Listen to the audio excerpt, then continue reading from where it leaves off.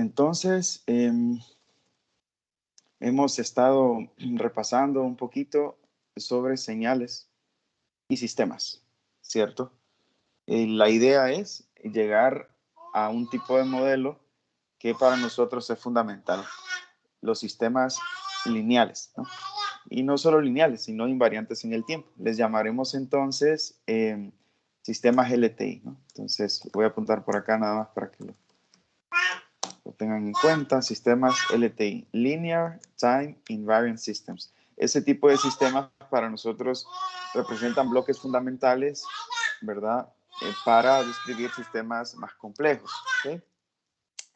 Y hoy nos vamos a enfocar en algunas características de dichos sistemas, ¿no? Propiedades, consecuencias de la linealidad y la invariancia en el tiempo. Además, esto a manera de introducción, ¿verdad? Además, hoy quiero liberarles su tarea número 1, que básicamente será sobre lo que hemos estado platicando, ¿ok? Básicamente un repaso de señales, sistemas y creo que solo eso, ¿no? La tarea número 2 será de sistemas LTI, sistemas lineales invariantes en el tiempo.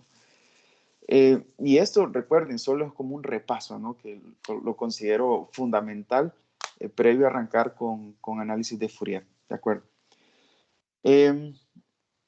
Por un lado, por otro lado, también les debo, estimados, la planificación como tal, ¿verdad? Y el aula virtual, que aunque se sorprendan, no me han respondido, a pesar de que lo escalé con la jefa de la DGT. Bueno, pues para que vean. Por otro lado, creo que hemos estado avanzando, y eso es lo más importante, ¿verdad? En cuanto a la temática, pues representa su aprendizaje, ¿no? Así que eso es lo más importante. Y precisamente hemos estudiado señales continuas y discretas, ¿no? Su representación matemática, la transformación o las transformaciones de la variable independiente, que la hemos presentado como tiempo continuo t o tiempo discreto n minúscula, ¿cierto? Sabemos cómo desplazar o correr, ¿no? Las señales, ¿cierto? X de t menos t sub 0, por ejemplo, X de t más t sub 0. Las hemos escalado, ¿no? X de a por t, donde a es ese factor de escalamiento que puede ensanchar o comprimir la señal, etc., ¿no?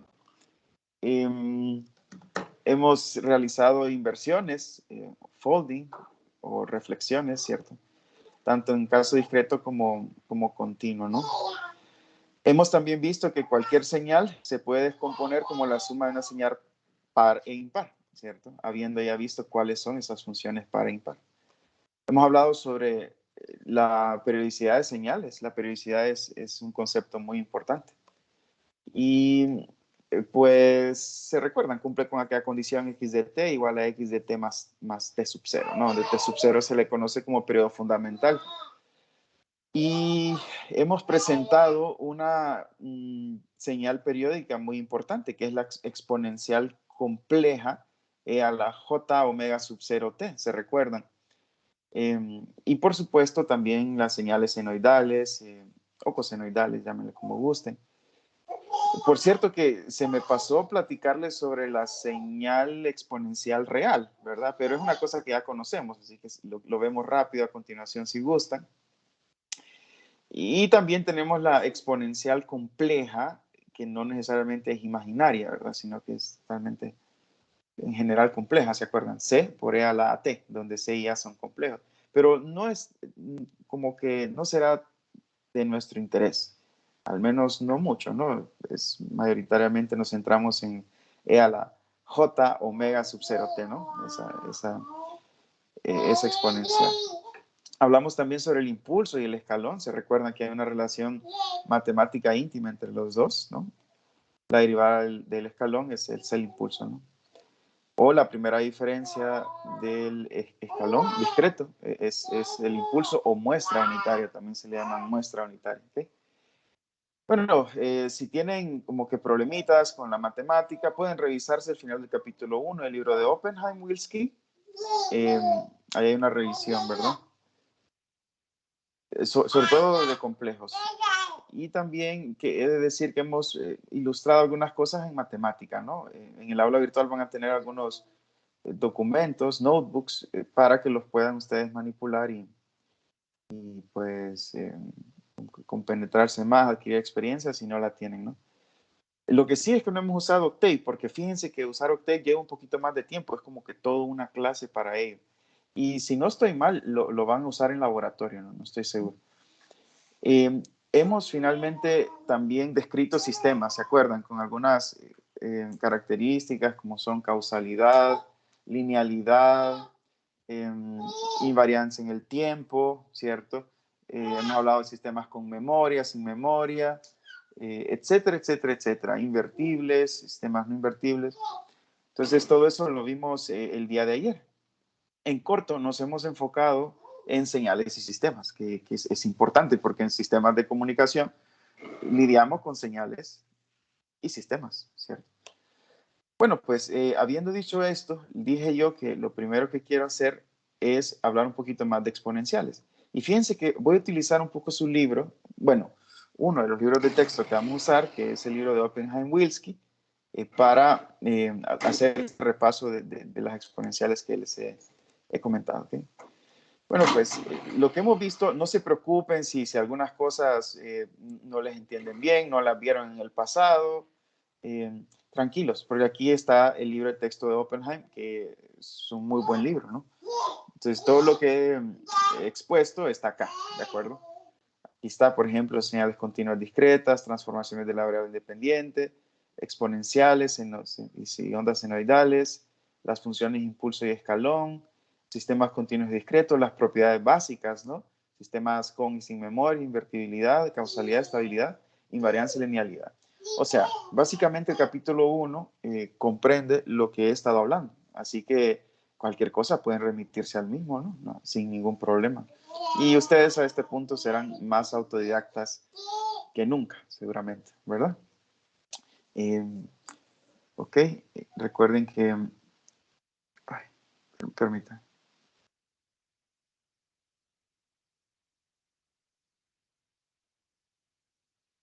Ok, y recuerden que pues ingeniería eléctrica hubieron muchos autodidactas, ¿no? Así que no pueden quedarse atrás. Oliver Heaviside, por ejemplo, por excelencia. Bueno, entonces les digo, primero tratemos de recordar las funciones exponenciales, las señales exponenciales, ¿no? Reales me refiero. Y esto pues lo pueden ver acá, fíjense, en la página número 14 del libro, lo voy a seguir rapidito. Voy a tratar de subirles este mismo libro porque está como highlighted, ¿verdad? Con las ideas principales, ¿no? Ahora me voy a enfocar nada más en las exponenciales que les acabo de decir y son estas, ¿verdad?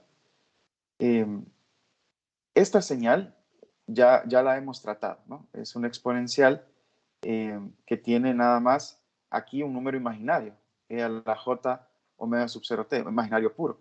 Y ya hablamos que en tiempo continuo esa cuestión es siempre periódica. En tiempo discreto sabemos que no.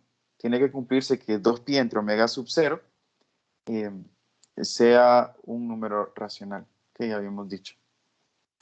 Pero, en fin, que lo que quiero abordar ahora es dos cositas. En primer lugar, esto está estrechamente relacionado con los cosenos. Si toman la fórmula de Euler, pues la parte real y la imaginaria pues son números reales, funciones reales. Coseno de omega sub 0t y seno de omega sub 0t respectivamente. Y ya saben pues cómo lidiar con ese tipo de funciones. Incluso pueden poner un ángulo de fase, etcétera, ¿no? Así que en realidad eso no requiere pues, mayor revisión.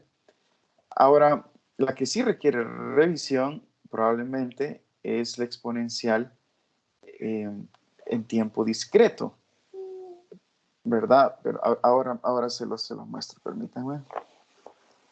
Okay. Pero antes, hagamos un repaso en tiempo continuo. Voy a cerrar WhatsApp porque está molestando ahí.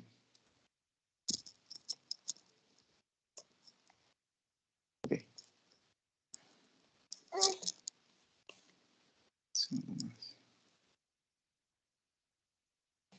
Muy bien. Entonces les decía que para el exponencial compleja general, les decía que tenía la forma C por E a la AT, donde C y A son complejos, ¿no? De acuerdo.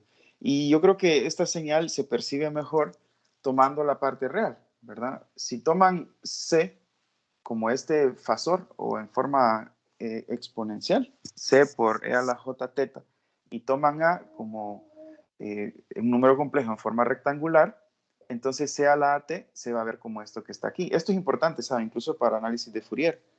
Entonces, lo que les va a quedar es C, que es la magnitud de C por E a la J teta.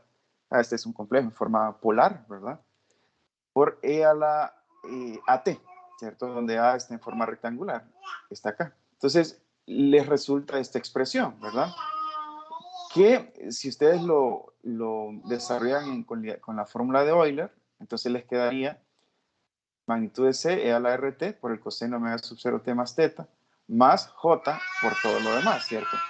Entonces, enfoquémonos en la parte real y en la parte imaginaria, para notar que este tipo de funciones son muy conocidas para nosotros. De hecho, son cosenos, pero con un envolvente, ¿se recuerdan? Y por supuesto dependerá si R es mayor que 0 o menor que 0, el tipo de señal que tengamos. Se recordarán, por ejemplo, que si R es mayor que 0, lo que van a tener es un envolvente exponencial creciente. Si R es menor que 0, un envolvente exponencial decreciente. Entonces, las partes real e imaginaria de esas señales se miran así, ¿cierto? Y esto surge en diversos contextos, ¿verdad? De la física e ingeniería eléctrica, ¿no? Recordarán, por ejemplo, el amortiguamiento en un sistema mecánico, por ejemplo, un sistema masa-resorte sujeto a una fuerza de arrastre lineal del aire, ¿no? Entonces resulta que el movimiento es oscilatorio, pero va muriendo, ¿no? ¿Se acuerdan? O en circuitos RLC, como bien lo menciona el autor, ¿de acuerdo? En el contexto de circuitos eléctricos. Entonces, con ese tipo de funciones, en realidad ya hemos lidiado con, ¿no? Al menos en tiempo continuo, ¿no? Ahora, en tiempo discreto, las cosas cambian un poco en cuanto a forma. La señal compleja general, o secuencia también se le llama, no tiene la forma de una exponencial natural, o sea, del número e natural, sino que lo vamos a percibir así, c por alfa a la n, donde c y alfa son en general números complejos. Eh, Otra forma alternativa, y como para que se mire más análoga a la parte continua, sería esta, c a la beta n, ¿no? Donde claramente una con la otra se relacionan con alfa igual a e a la beta. Pero vamos, si tomamos esta primera forma, que es lo más común, ¿no? Y recuerden, al hablar de estas secuencias, ustedes se podrán remitir a algún curso de cálculo que tuvieron. De hecho, me parece que en cálculo 2 habrán visto alguna de este tipo de secuencias discretas. Bueno, pues el punto es que, ¿cuál es la forma de estas secuencias discretas? Bueno, en primer lugar, se las resumo así de manera gráfica. Total, este es un mero repaso. Si tengo la función c, alfa a la n, si alfa es mayor que 1, la forma es esta. Es como una exponencial creciente que nosotros conocemos. Si alfa está entre 0 y 1, entonces vamos a tener esta gráfica que está aquí. ¿Ok?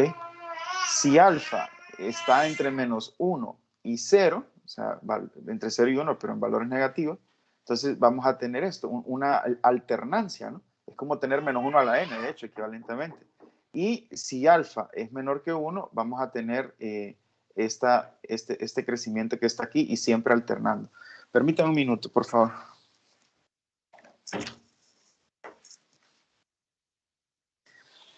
Ok, entonces eso en cuanto a la secuencia discreta, ¿verdad? Esto lo pueden verificar ustedes, graficarlo, por ahí les pongo algún notebook de esto, para que lo validen, ¿verdad? No tiene nada de extraño, simplemente el comportamiento es así, ¿ok?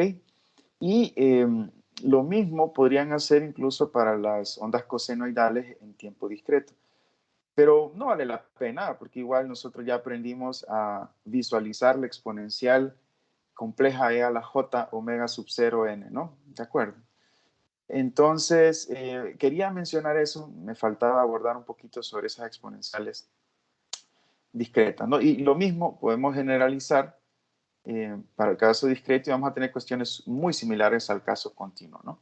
Lo más importante aquí era recalcar sobre la periodicidad. Recuerden, no siempre estas funciones son periódicas y no importa en el caso continuo cuánto es la frecuencia angular a la j omega sub 0 t, no importa, o si omega sub 0 variaba, eh, lo aumentaban, las ondas, las señales iban a ser diferentes, pero en el caso discreto les dije que se van repitiendo, o sea, obtenemos la misma función al sumarle 2pi, ¿no? Eso es demostrable y lo percibimos el día de ayer, ¿sí? Bueno, yo creo que con esto, pues, estamos listos para entrarle a sistemas LTI, no sin antes, ¿saben? Eh, recordarles dos cosas respecto a sistemas LTI, y es precisamente la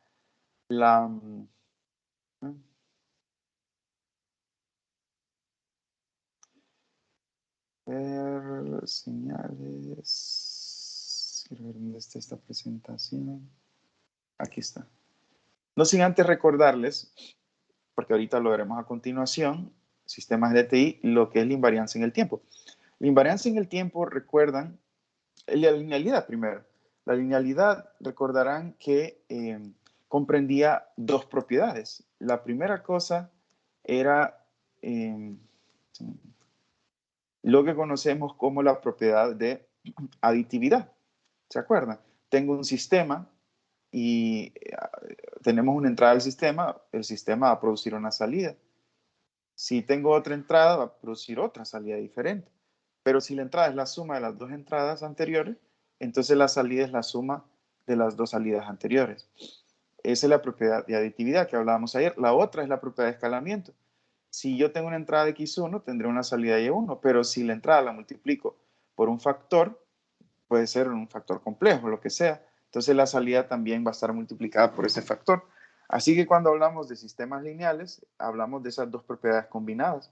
Si tengo una entrada que es ax1 más bx2, la salida se verá como by1 más by2, ¿no? Donde y1 y y2 son las salidas a las entradas x1 y x2 respectivamente, ¿no? Y eso en cuanto a linealidad. Y en cuanto a invariancia en el tiempo, se recuerdan que era una cosa como sigue. Si yo tengo una entrada, tendré una salida correspondiente. Pero si la entrada está desplazada en el tiempo, la salida también va a tener ese mismo desplazamiento. Entonces, con esas dos cosas en mente, ya podemos entonces analizar un poco más lo que son sistemas LTI. Bueno, digamos, por definición obedecen esas dos propiedades, pero me refiero más que todo a algunas consecuencias interesantes, ¿no? Fíjense, nos vamos a enfocar, el siguiente repaso va a estar enfocado entonces en el capítulo número 2, ¿no? Ya el capítulo número 3 es hasta donde queremos llegar, o sea, donde queremos aterrizar realmente, la representación de señales en series de Fourier. Créanmelo, sin este repaso no, van a sentir como bien árido series de Fourier, series y transformadas de Fourier. Entonces, por eso es preciso repasar un poquito lo que estamos haciendo, ¿ok? Bien, en cuanto a sistemas lineales invariantes en el tiempo, fíjense, vamos a comenzar en el dominio del tiempo discreto, porque es más sencillo percibirlo. Verán que fácil es percibir la suma de convolución a partir de sistemas discretos. Luego generalizamos a tiempo continuo y esto nos lleva al integral de convolución. Veremos todas las propiedades todas las características que hemos visto, causalidad, si son con memoria, sin memoria, aplicado a sistemas LTI, ¿no? Y también a mencionar, a enlistar algunas propiedades interesantes para sistemas invariantes en el tiempo, auxiliados ya en la integral o suma de convolución, ¿ok? Y vamos a platicar sobre sistemas que están descritos por ecuaciones diferenciales, por ejemplo, los circuitos eléctricos, ¿no? O no sé, sistemas mecánicos. Y hay muchas otras funciones, además de la delta de Dirac, el impulso, y el escalón unitario, que son muy interesantes y de utilidad en teoría de comunicaciones. Si quieren ver esa sección, pueden verla en la sección 2.5 del libro de Oppenheim, conocido como funciones singulares. ¿Okay? Esa sección se llama funciones singulares, por si quieren echarle un vistazo, ¿no? Sobre todo para aquellos que les gusta mucho la matemática. Ok, Entonces, con eso dicho, pues, voy a pasar a hacer el repaso rápido, compas. Yo sé que ya muchos de ustedes saben estas vainas y sé que probablemente otros no mucho. Ok, así que igual, eh, disculpas para aquellos que lo miren muy sencillo y también para aquellos que lo miren muy complejo. Habrá de todo, ¿no? Por eso está en sus manos, pues, eh, concientizarse de dónde están parados y estudiar acorde. ¿Ok? Fíjense, vamos a empezar entonces con la suma de convolución y esto es para señales discretas, ¿no? Okay, entonces les digo, aquí tengo estas notas o algunas oraciones, ideas principales que están highlighted, ¿verdad? Si están resaltadas. Entonces les voy a tratar de subir esto para que ustedes vean lo que yo considero más importante. Muy bien, sabiendo ya un poquito sobre señales, sistemas y la invariancia en el tiempo y linealidad de sistemas, hablemos de la suma de convolución, ¿verdad? No sin antes ver aquí, ajá, alguien está levantando la mano, adelante. Carlos.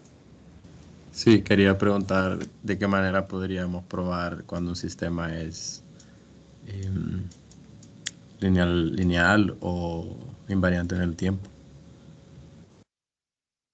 Sí, de hecho ayer lo revisamos, no sé si se recuerdan. Para la invariabilidad en el tiempo era muy sencillo, ¿verdad? Solo desfasaban una entrada y miraban el comportamiento de la salida, ¿no? Y ayer lo hicimos con un ejemplo rápido, de hecho, con esta función, con una entrada x1 de t menos t sub 0. Y en este caso, en el caso discreto, de hecho pusimos otro ejemplo, en el anterior era invariante, pero en este caso discreto, si le poníamos n por x, observamos que no era invariante, ¿no? Porque si fuese invariante, ¿se acuerdan? Y hubiese quedado esto, n menos n sub 0 por x1 n menos n sub 0. Pero el sistema como tal me arrojó una salida de este tipo, ¿no? Entonces, en corto, solo prueban una entrada, examinan la salida, ¿verdad? Que comúnmente ya está dada, porque nos están dando el sistema. Luego desfasan la entrada y verifican la salida. Luego comprueban cómo se mira hipotéticamente la salida si el sistema fuese invariante, ¿no? Lo vimos ayer. Y en cuanto a eso, en cuanto a invariancia en el tiempo. Y en cuanto a la linealidad, pues creo que es más fácil para ustedes porque están acostumbrados en teoría de circuitos. Lo mismo, ¿verdad? Suponen una entrada, ¿verdad? Dijimos ayer, y x1 y otra x2, la suman y verifican si la salida les queda en efecto esta suma, ¿no? ¿De acuerdo? Si no les queda esto, entonces el sistema no es invariante, perdón, no es lineal, ¿no? Porque no obedece a escalamiento y aditividad, ¿de acuerdo? De hecho, creo que no hicimos un ejemplo de eso, pero pues les voy a dejar un documento donde hay algunos ejemplos, ¿verdad? Respecto a esa prueba, ¿no? Que por sí solas sí llevan su tiempito, ¿no? Porque hay que estar probando, ¿verdad? Cuál es la salida del sistema y cuál es la salida si fuese lineal, o en este caso, sí, si fuese lineal, ¿no? ¿Okay? Pero bueno, pues es una cuestión que usted ya bien conoce. Muy bien, entonces vamos a continuar, les decía, con sistemas LTI discretos para que percibamos lo siguiente, fíjense. Vamos, se lo voy a presentar de esta manera. Supongan esta entrada, ¿saben? Supongan esta entrada. Vamos a comenzar con esto, fíjense. Señales discretas en términos de impulsos. Esto, voy a apuntar acá, es la primera idea importante. Nosotros podemos representar señales discretas en términos de impulsos unitarios, de esas deltas de Dirac. ¿Okay? Bueno, pues antes, ¿verdad?, de platicar de sistemas LTI y tal. Esto es muy sencillo de ver y quiero que lo veamos así gráficamente. Fíjense bien en esta entrada. Está compuesta de varios impulsos, escalados, desplazados, lo que sea, ¿verdad? Por ejemplo, el impulso unitario es este, ¿no? O sea, imagínense que esto tiene un valor 1. Entonces esto es delta de n, ¿no? Esto sería delta de n menos 1 y tiene un factor de escala. La mitad de esto, por ejemplo, sería un medio de delta de n menos 1. Este sería, ¿verdad? Un negativo menos delta de n y está desplazado 2 unidades. Entonces sería menos delta de n menos 2. Aquí tendríamos un delta de n menos 3, negativo, y así sucesivamente, ¿no? Bueno, pues, entonces, si se fijan, creo que pueden intuirlo, nosotros podemos construir esta señal a partir de una suma de impulsos, ¿cierto? A partir de una suma de impulsos. Y vean, por ejemplo, cómo rescato este impulso o esta muestra unitaria, ¿verdad? Como se le llama también al impulso en tiempo discreto. Entonces, solo ese impulso como tal sería delta de n más 2, porque está desplazado hacia la izquierda, entonces aquí le corresponde un más 2, ¿no? ¿Y cuánto vale la magnitud de este impulso? O sea, si solo fuese esto, valdría 1, pero como no sé cuánto vale, ¿verdad? Entonces lo dejamos al valor de la función. Total, que esta es mi función x de n. O sea, sería lo que vale mi función y solamente muestreado en n igual a menos 2, ¿cierto? Y así sucesivamente puedo construir los demás impulsos que ven ahí. Y al momento de sumarlos, lo que obtendría es x de n, en efecto, ¿cierto? Entonces, miren cómo podemos ir construyendo en base a impulsos, muestreando esa función, ¿verdad? X de menos 2 por delta de n más 2, x de menos 1 por delta de n más 1, x de 0 por delta de n, etc. Entonces, si lo sumamos, vamos a obtener la señal. Y matemáticamente hablando, ¿verdad? Lo pueden percibir como la expresión 2, 1. X de n sería todo esto que está acá, ¿cierto? O sea, es una, no sé, dependiendo si tenemos valores infinitos, entonces vamos a tener aquí una cuestión infinita. Puede ser que no, ¿verdad? Por ejemplo, aquí solo tendríamos 1, 2, 3, 4, 5, 6, 7. Pueden ser solo 7 impulsos, ¿no? Etcétera. Una señal compuesta por 7 impulsos. Pero en general va de menos infinito a infinito, ¿cierto? Los valores de 3, o sea, menos 3, menos 2, hasta menos infinito. Menos 2, menos 3, menos 4, etc. Entonces, cualquier señal x de n se fija, se puede escribir en términos de esos impulsos desplazados y escalados. Así que la ecuación 2,2 representa la forma general de construir funciones, señales, en términos de impulsos, si están de acuerdo. ¿Ok? Así como está aquí, esto es la generalización. ¿De acuerdo? Lo mismito ocurre también en el caso continuo, pero en el caso discreto se ve como que muy claro, ¿no? Muy claro. Entonces, esa es la primera, digamos, la primera lección que nos llevamos. Cualquier señal puede escribirse en términos de impulso, ¿no? Y de hecho, voy a copiar esto solo como referencia rápida. ¿Sí? Acá. ¿De acuerdo? Es muy fácil verlo, insisto, muy fácil verlo. Ahora, ¿qué con ello? Bueno, hoy sí vamos a entrarle un poquito a lo que es la convolución, ¿no? Fíjense, hemos dicho pues que x de n se puede ver como una superposición de versiones escaladas de un conjunto de impulsos unitarios, como lo hemos visto anteriormente. Ahora bien, pensemos en la respuesta de un sistema lineal, ¿ok? En primer lugar, respuesta. Esto que vamos a ver es básico, compa, fundamental incluso para la respuesta de sistemas lineales a exponenciales, que es lo que nos compete en análisis de Fourier. Ahorita estamos respuestas, como veremos, a impulsos, pero será alguna cuestión muy similar, así que por favor pongamos atención. Entonces, respuesta de un sistema lineal, ¿no? Fíjense. La respuesta de un sistema lineal a x de n será la superposición de respuestas escaladas del sistema a cada uno de estos impulsos. ¿Okay? ¿Por qué? Por la propiedad de linealidad. ¿Se entiende? Si yo tengo, ¿verdad?, una entrada escalada, entonces la salida será también una salida que tiene el mismo escalamiento, ¿cierto?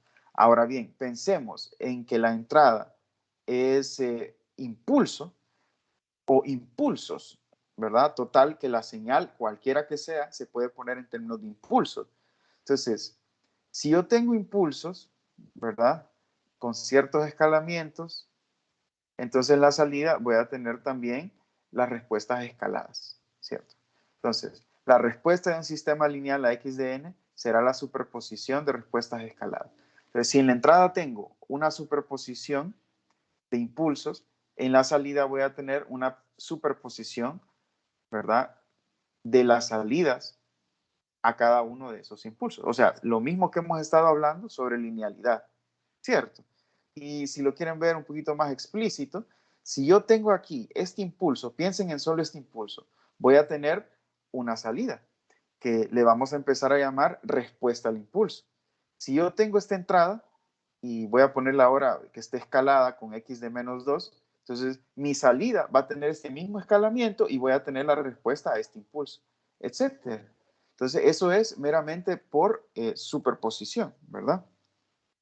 Entonces, ¿qué pasa si ahora tenemos invariancia en el tiempo? Entonces, esto es importante. Nos dice que las respuestas de un sistema invariante en el tiempo a los impulsos unitarios desplazados en el tiempo son versiones desplazadas en el tiempo una de otra. ¿Okay? Entonces, está bien sencillo. Esto lo estamos viendo cualitativo al momento, porque si yo tengo, fíjense bien, la respuesta a este impulso, a esta entrada, delta de n más 3, imagínense que la respuesta puede ser cualquier cosa. Podría ser un sistema que nos dé como respuesta o como salida un escalón, por ejemplo. O sea, tengo una entrada, un impulso, y tengo una salida, un escalón. Bueno, entonces ahora imagínense que mi impulso ya no es un impulso en n más 3, o, o ya no es un impulso, imagínense que tenemos el impulso centrado en 0, o sea, delta de n. Yo tengo una salida, la salida es el escalón, u de n, ¿ok? Pero ahora ya no tengo como entrada un impulso, sino que tengo como entrada un impulso en n-1. ¿Qué creen que va a pasar con mi escalón si el sistema es invariante en el tiempo? Bueno, lo que va a suceder es que ya no voy a tener un escalón u de n, ¿verdad? Sino que ahora voy a tener un escalón evaluado en n-1, ¿de acuerdo? Entonces, a una entrada delta de n-1, voy a tener una salida u de n-1. Estoy poniendo el escalón u de n como un ejemplo, ¿verdad? Pero aquí lo importante es ver esas dos cosas, ¿verdad? En primer lugar, la superposición de todas las respuestas a los impulsos, pero cada una de esas respuestas a los diferentes impulsos es realmente la misma salida, solo que desplazada en el tiempo, porque el sistema es invariante, ¿de acuerdo? Entonces, ven qué teoría más elegante, ¿no? Porque la invariancia y la linealidad nos dice, por tanto, que un sistema de ese tipo, un sistema lineal invariante en el tiempo, tiene una salida que caracteriza por completo a ese sistema. Y entonces, como las entradas se pueden poner como impulsos, lo que yo necesito para caracterizar mi sistema, ¿qué es, compas? Es la respuesta al impulso. Es la respuesta al impulso unitario. Podría ser cualquiera de los arriba descritos en esa secuencia, cualquiera. Pero comúnmente usamos la respuesta a este impulso centrado en 0, ¿ok? A este impulso delta de n, ¿de acuerdo? Entonces, eso de manera cualitativa, ¿no? Estamos. Ok, entonces, mi respuesta, fíjense, 2, 3 se va a ver de esta forma. O sea, mi respuesta se va a ver como 2, 3, como la ecuación 2, 3. Mi salida, y fíjense, todavía más, esto en realidad es para cualquier sistema lineal, ¿verdad? ¿Por qué? Porque voy a obtener, fíjense, H1, H2, H3, H0, etcétera. Todas esas son las salidas a los impulsos correspondientes. Por ejemplo, ¿cuál es la salida si yo tengo una entrada delta de n? Entonces, a la salida le vamos a llamar H sub 0 de n, porque está centrado en 0. ¿Sí? Es más, comúnmente botamos el subíndice 0. Entonces, la salida correspondiente a delta de n le vamos a llamar h de n. ¿Okay? La salida correspondiente a este término le vamos a llamar h de menos 1 de n, etc. A la salida correspondiente a este impulso le vamos a llamar h sub 2 de n, y así sucesivamente, ¿no? Entonces, volviendo acá, ¿ok? Aquí, si se fijan, K va a ir de menos infinito a infinito, H de menos 1000, H de menos 999, lo que nos dice que corresponde al impulso, ¿verdad? Que está centrado en K, ¿de acuerdo? Y, por supuesto, tendrá también una dependencia de tiempo, en este caso en tiempo discreto. Entonces, H sub K son las respuestas a los diferentes impulsos. Entonces, como yo tengo cualquier señal como la superposición de impulsos, entonces mi salida va a ser la superposición de las salidas correspondientes a cada uno de esos impulsos. Está claro, ¿verdad? Eso es eso es la propiedad de aditividad, ¿cierto? Pero incluso si las entradas están escaladas por h de k, como sucede aquí, por eso es importante que vean esto un poquito como más explícito, ¿no?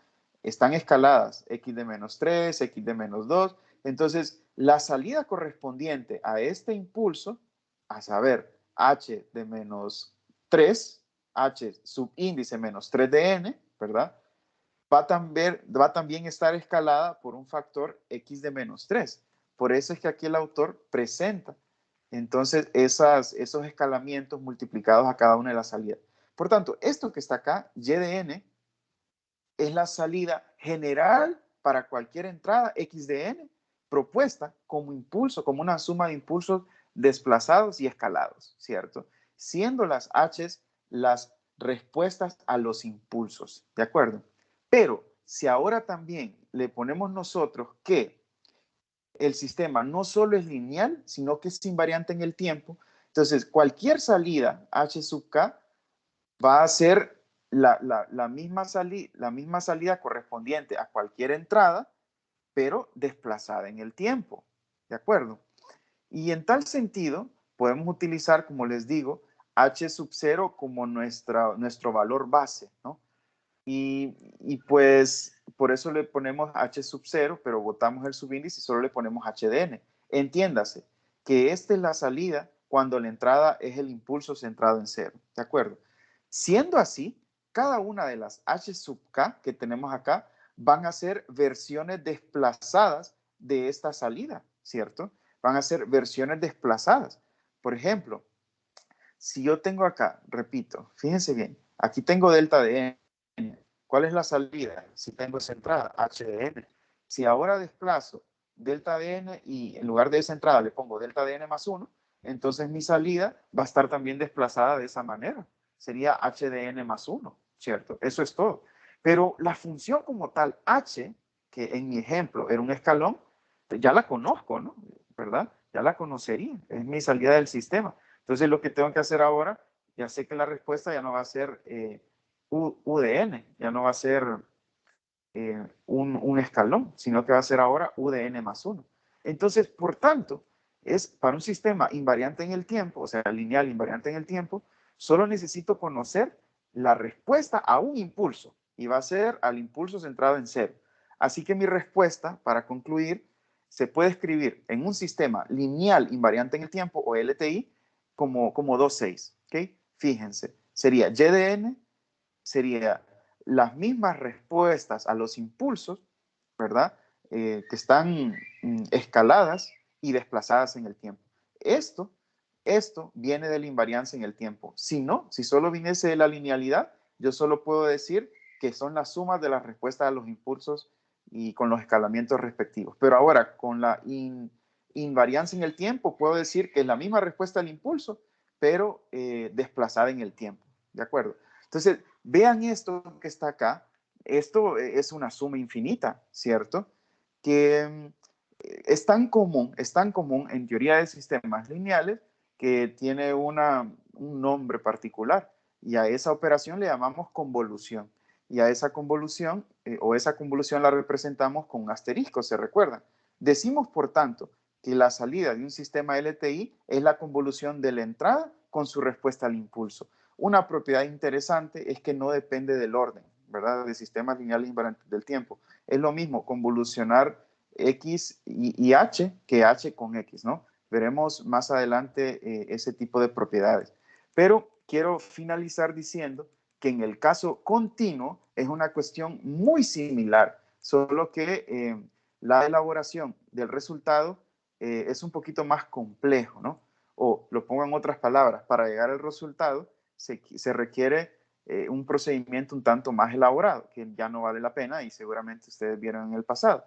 Pero lo que se hace es muestrear básicamente y se llega nada más a la siguiente diferencia. El primer resultado es, ¿se acuerdan? La entrada puede ponerse como una suma de impulsos desplazados y escalados. Lo mismo se cumple aquí, solo que en lugar de tener una suma, tendría yo una integral. Cualquier entrada se puede escribir como una integral de x por los impulsos desplazados. O sea, se sigue cumpliendo lo mismo, exactamente lo mismo, solo que aquí tendría una integración. Y por otro lado, el segundo resultado que encontramos, ¿se acuerdan? Es que la respuesta se puede escribir, pues, como, ¿se acuerdan? Una suma de las respuestas a los impulsos escalados. Entonces, lo mismo, 231 es exactamente lo mismo, solo que en lugar de una suma, tendríamos una integral, ¿se acuerdan? Y finalmente, para sistemas no solo lineales, sino que invariantes en el tiempo, ¿ok? Estas respuestas están íntimamente relacionadas, porque se relacionan nada más como señales desplazadas. Así que 233, si se fijan, ya nos dice eso, ¿no? Que conociendo nada más la respuesta al impulso, todas las demás salidas son señales desplazadas de esa respuesta. Así que 233 representa la salida de cualquier señal para un sistema LTI. Lo mismo. Ahora reemplazamos la suma por una integral y a esto se le llama integral de convolución. La manera de representarlo es idéntica con un asterisco, ¿no? X convolución H y veremos que es lo mismo convolucionar H con X que X con H, ¿no? Lo mismito. ¿Ok? Bueno, ese resultado, compas, es interesantísimo, ¿no? Y procedimiento similar utilizaremos para el análisis de Fourier, en el cual ya no nos interesarán, digamos, como que impulsos entrando al sistema, sino que más bien exponenciales, ¿ok? Y veremos cuál es el comportamiento de dichos sistemas, ¿verdad? ¿Cuál es la salida de dichos sistemas bajo una entrada exponencial? ¿De acuerdo? Entonces, como verán, esto es sumamente interesante y vamos a seguir entonces, estimados, el próximo lunes. No tengo más, que tengan un feliz día. Muchas gracias.